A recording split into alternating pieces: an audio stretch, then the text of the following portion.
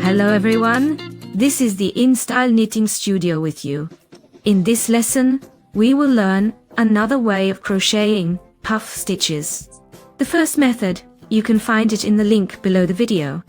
I have crocheted a chain of 15 air stitches, as well as a row of single crochet stitches. We also covered how to do this in previous lessons. I will leave the links below the video, so look for them. To move to the next row, we will create 2 air stitches for lifting and turn the work. How do we crochet a puff stitch?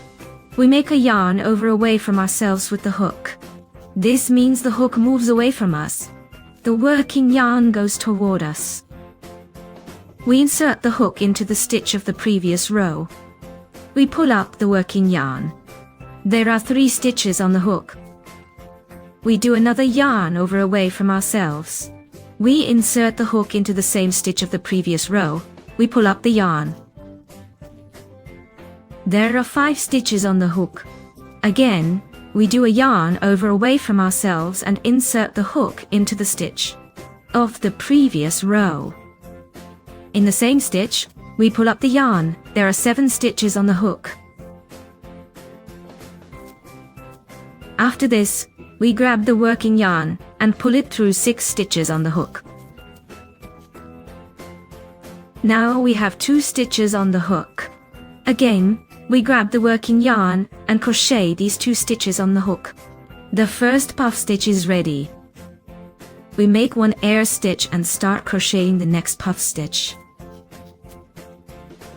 We will crochet into the second stitch of the previous row.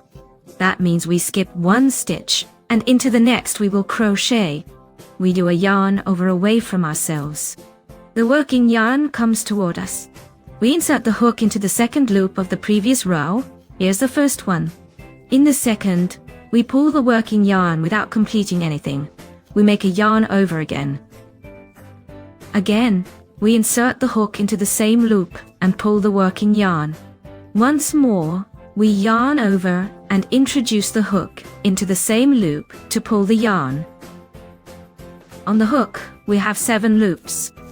We grab the working yarn and knit 6 loops on the hook. There are 2 loops left. Again, we grab the working yarn and knit those 2 loops. The second fluffy column is ready.